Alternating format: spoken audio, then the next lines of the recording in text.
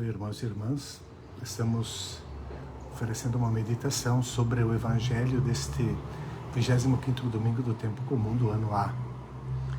E este Evangelho que deixa normalmente um gosto amargo na boca dos ouvintes, porque aparentemente nessa contratação de trabalhadores diaristas que trabalham, parece no final uma recompensa injusta. E o que o Evangelho quer nos mostrar é que devemos superar uma visão de justiça distributiva e que sejamos capazes de nos abrir a um olhar mais generoso sobre o mundo, sobre os irmãos, especialmente compreender melhor o reino de Deus. E o reino de Deus é contrário ao movimento imposto pelos nossos instintos de dominar, de ter mais, de ser diferente, de ganhar mais e assim por diante. Com esta parábola, Jesus vai nos mostrar que provavelmente quando nós somos capazes de compreender é porque temos um olho mau, oftalmos poneros estin. Teu olho é mau porque eu sou bom e, claro, Deus não tem dono. Deus é o Deus de todo o universo, não é Deus só de uma classe da bem favorecida ou da classe dominante, seja no campo econômico que nas ideias, mas é o Deus de todos nós. E a Bíblia, ela quer formar a consciência de que os ricos e poderosos são abençoados. Se nós olharmos os textos do Antigo Testamento, a teologia da aliança lida mal, ela nos leva a uma compreensão que foi uma tentativa de explicar o exílio da Babilônia, a queda do Reino do Norte, né? Porque pecamos, Deus castigou. Então, nessa linha, temos a teologia da bênção e da maldição. Quando as pessoas são boas e cumprem a lei, Deus abençoa. E quando as pessoas são más, pecam, Deus castiga. E tem logo a ressonância daquela pergunta que os discípulos fazem por causa dessa teologia no Evangelho de João, capítulo 9, e que perguntam: Senhor, quem é que pecou, ele ou os pais dele, porque nasceu cego? Mas se é cego, alguma coisa alguém fez. É a culpa, é o pecado, é a maldição de Deus sobre ele. A Bíblia, então, ela forma, e por isso os pobres, eles são sempre marginalizados, e também temos toda uma teologia para justificar isso. A teologia da bênção, essa teologia da retribuição, é a teologia assumida por todas as igrejas neopentecostais, também por muitos padres e até pelos canais de evangelização católicos pregam, porque é uma teologia mais fascinante. Mas essa teologia, ela nega uma sã leitura do Evangelho, é uma negação da teologia cristã. E o livro de Deus, a Bíblia, ela quer ser, o livro de Deus, a Bíblia, quer ser um livro de libertação. E quando nós vemos no fato fundamental do Antigo Testamento, que é o Êxodo, Deus age libertando o povo. E libertando o povo significa quer salvar, libertar os escravos, os pobres. E as pragas do Egito são enviadas contra o exército e contra os poderosos, Faraó e poderosos do Egito. E nós vemos hoje também essa perseguição. Quem não é capaz de ler corretamente a intenção de Deus de salvar, vai acusar, vai criar ódio, como acontece com o padre Júlio Lancelotti, que se coloca ao lado dos últimos e é ameaçado até por autoridades eleitas que suscitam ódio, suscitam por meio de falsas notícias e assim por diante.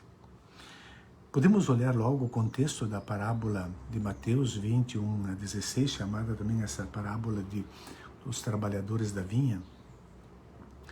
E nós estamos aqui no capítulo 20, no último período da vida de Jesus, e no caminho para Jerusalém, que vai levá-lo para a morte. O contexto imediato é do capítulo 19, nós temos como último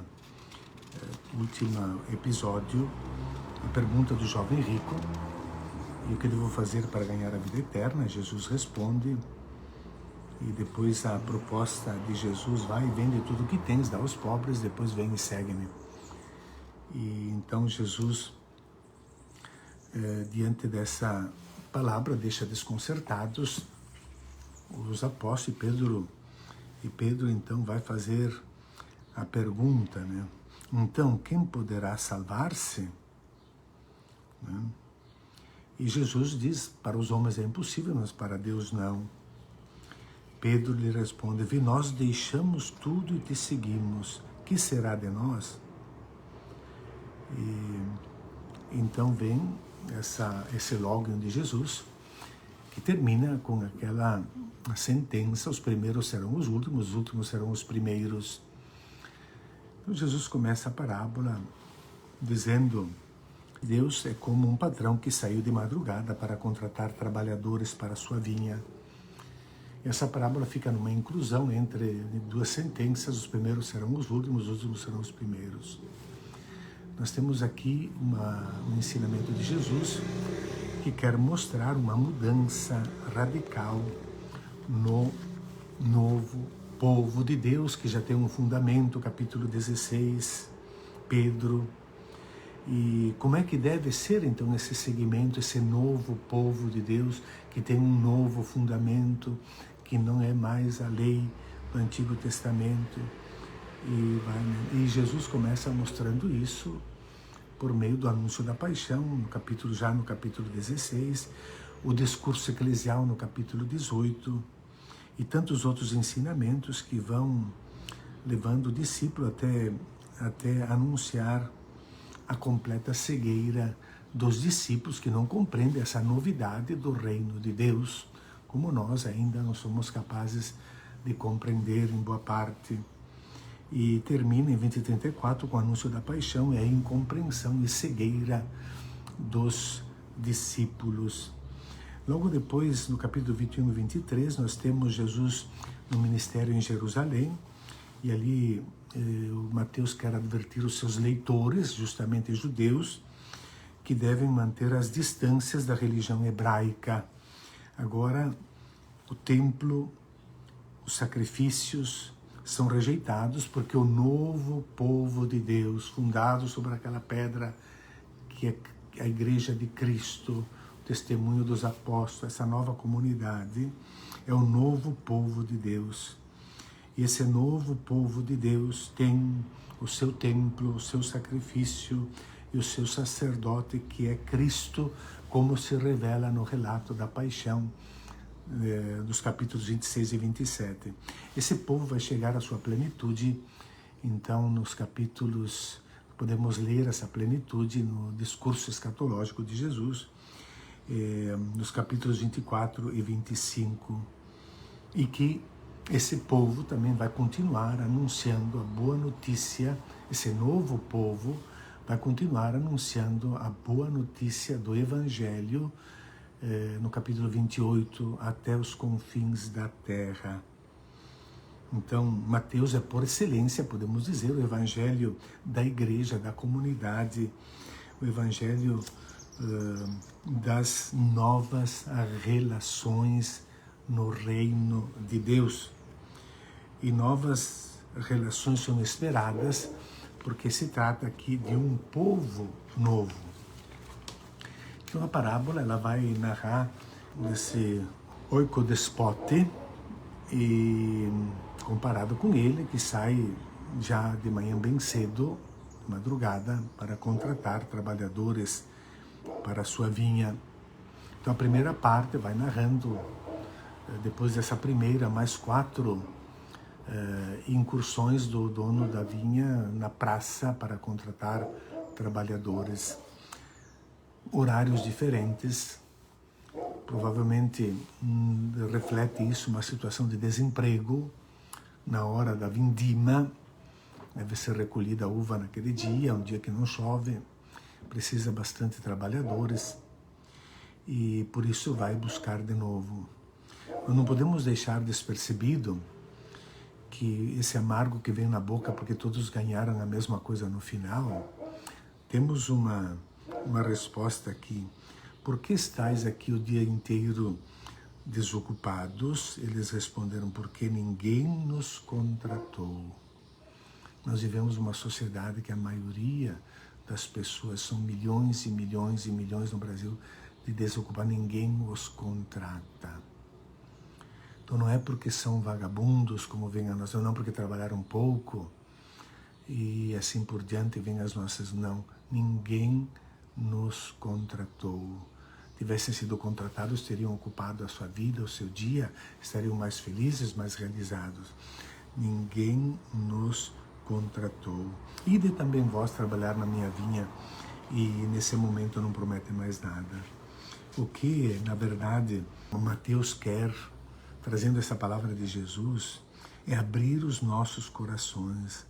Ele quer que nós olhemos isso, superemos uma perspectiva de justiça distributiva para abrirmos o nosso coração para uma justiça do amor de Deus, de fraternidade, de alegria, de festa.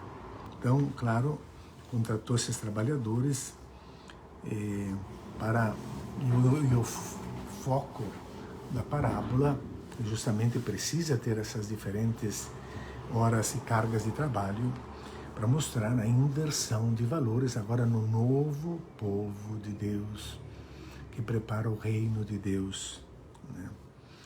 E então temos, além daqueles das 6 da madrugada, da manhã, temos depois às 9, ao meio-dia, às 3 da tarde e às 5 da tarde, mais 4 contratações. O salário foi estabelecido só com os da primeira hora, que é 1 denário, que era o salário necessário e suficiente para manter uma família. 1 denário. Com eles foi contratado, vai para os outros todos, vai e eu lhes pagarei o justo, eu lhes darei o que for justo, disse para os outros. E nos últimos, da última hora, só os manda para a vinha. Então, a parábola, ela quer botar o foco exatamente nessa diversidade de horários e na igualdade do pagamento. Então, o livro do Levítico também confirma isso, porque tanto o livro do Levítico como o livro do Deuteronômio, eles mandam que o pagamento seja feito no mesmo dia. Claro, o trabalhador tem que dar comida para a sua família. Então, superando esta justiça distributiva ou da meritocracia, mas os que trabalharam mais merecem mais. E é bem interessante no nosso tempo desmontarmos essa ideologia barata da meritocracia, porque ela serve para legitimar, então, um país riquíssimo, em que os pobres pagam os impostos e são cada vez mais pobres e passam fome. Serve para a gente, mas ele merece mais, né? É uma ideologia barata. A justiça aqui, ela não é pagarei o que for justo, ela não foi definida pela quantidade de trabalho, pelo merecimento, não aplica uma meritocracia, porque aqui se trata do reino de Deus, e o reino de Deus ele deve ser composto por um povo novo. e não um povo oftalmos poneros, com o olho mau, com o coração envenenado. Começando pelo pagamento dos últimos, é justamente para que os primeiros possam ver e ter a reação e poder vir o ensinamento. O que quer deixar claro é que a lei da da retribuição recebeu um golpe mortal. O acento, aliás, parábolas parecidas nós vamos encontrar também nos rabinos. Por exemplo, uma delas, um rabino de 28 anos que falece. Então, na cerimônia fúnebre, o velho mestre rabino, ele conta uma parábola que foram contratados para a vinha vários trabalhadores, mas um deles trabalhou só 2 horas. E na hora do pagamento, todos receberam, quem trabalhou 12 horas e esse que trabalhou 2 horas, receberam o mesmo pagamento. Isso gerou protesto. Então o dono da vinha disse, ele recebeu o mesmo porque ele em 2 horas produziu mais do que os outros em 12 horas. Então, quer dizer, é uma parábola que vai continuar sempre no plano da meritocracia. E não é essa a intenção do evangelista, não é essa a intenção de Jesus no formar um novo povo de Deus. E a Bíblia já tem consciência dessa desigualdade que existe entre ricos e pobres e alerta para isso. No livro do Eclesiastes, capítulo 13, ele se mantém distância dos ricos e chega a fazer a pergunta tão clara, né? Que relação pode... o que há em comum entre uma panela de barro e uma de ferro? Elas se chocarão e a primeira se quebrará, o pobre se quebrará. Então, a ideia dos méritos, porque eu mereço mais, gera esse sentimento de insatisfação e de protesto diante de Jesus, que reage também dizendo: eu não fui injusto contigo. Nós tínhamos contratado uma moeda e eu paguei a moeda. Toma o que é teu e vai. Não é capaz de compreender a bondade. Se eu, ou por acaso o teu olho é mau, porque eu sou bom, oftalmos poneros, porque eu sou bom. Esse é o problema da classe média contra a classe baixa, contra os pobres. Tem um olho mau, não podem ter nada os pobres. Nós podemos ter, eles não. E então esse sentimento de meritocracia, eu mereço, eu quero, gera inveja, mesquinhez para ser mais que os outros. Então a bondade do patrão é que decide de dar ao mesmo, porque se trata do novo povo de Deus. É uma parábola que quer pôr o dedo na consciência da humanidade. O ser humano, quando levado pelos instintos, ele se torna como que selvagem. Voltamos a um estágio pré-guiados pelos instintos. E os instintos nos levam à lei da selva, nos levam a procurar dominar o outro. O mais forte domina, explora. Na selva, quer ser mais que os outros, queremos ser superiores aos outros, e assim por diante. Então, a intenção da parábola é mostrar o reino de Deus, que deve ser diferente. E diferente porque Deus é bom, por isso Ele dá recompensa igual aos últimos, porque Ele é bom. Não é por merecimento que nós somos salvos, mas porque Deus é bom. A justiça distributiva, ou a meritocracia, ela é desautorizada por Jesus nesta parábola. É um golpe fatal a essa teologia maldita que justifica tudo e que deixa o pobre ainda com o sentimento de culpa e de vergonha por ser pobre e explorado. Os fariseus se consideravam melhores que os outros, os escribas. Eles são como que donos da religião. Mas o reino de Deus não vai aceitar marginalizados.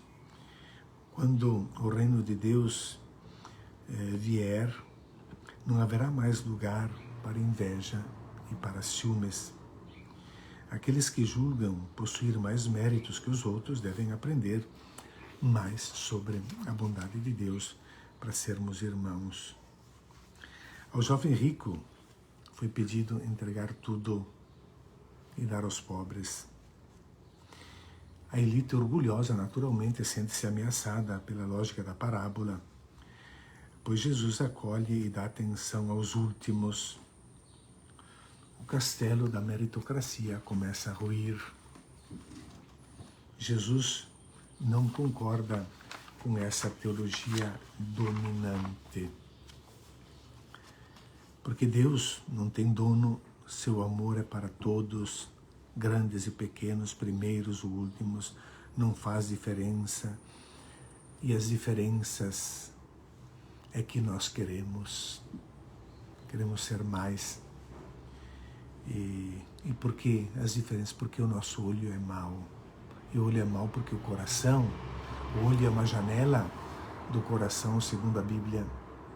Então o teu olho é mau porque eu sou bom. A igualdade machuca quando o olho é mau. E é isso. Então essa parábola também serve para nos mostrar exatamente que Deus não tem dono. E a conversão, ela pode ocorrer, e feliz daquela pessoa que já desde a infância aprende a amar, a ser bom, a ter sentimentos de fraternidade, e que aprende a investir sua força, sua energia para a construção do reino de Deus, e que não passa o dia todo feliz desse que de manhã, desde a infância, desde o nascimento, já encontra um ambiente assim, e não passa o dia desocupado na praça, um dia uma história vazia, sem sentido, sem significado, sem fazer nada de bom. Então, mas pode ser no nascimento, pode ser na infância, às 9 da manhã, pode ser na adolescência, ao meio-dia, pode ser na idade madura, pode ser também na terceira idade. As pessoas se convertem, podem se converter, porque Deus é bom. Todos vão ter um lugar para sentar no seu reino, porque é o reino de Deus e não de neoliberalismo ou de outros sistemas econômicos que exploram, matam, fazem guerra, destroem, queimam. É o reino de Deus. E, além do mais, a parábola, ela não está narrando nenhuma injustiça. Como o patrão diz claramente, não fui injusto. Nós não contratamos um denário? Toma o que é teu e vai embora. Repague, vai-te daqui. Coração mau. Os olhos são a janela do coração. Não houve injustiça. Então, se não houve uma injustiça, e aquele trabalhador que teve a graça de trabalhar o dia todo, de sentir-se útil, de produzir, quem sabe mais, por que não se acendeu nele o olhar da alegria e da festa diante da cena de que também aqueles últimos receberam um bom pagamento? Por que não ficaram todos contentes, tanto os primeiros como os últimos? E aqui está a resposta para nós no mundo de hoje. Porque a felicidade, a alegria, a verdadeira paz uma palavra, a felicidade, ela só pode existir quando o olhar for bondoso e amável para com os outros. Só quando tu não tiveres mais um olho mau, oftalmos poneros, que são a janela do teu coração. Bom domingo a todos.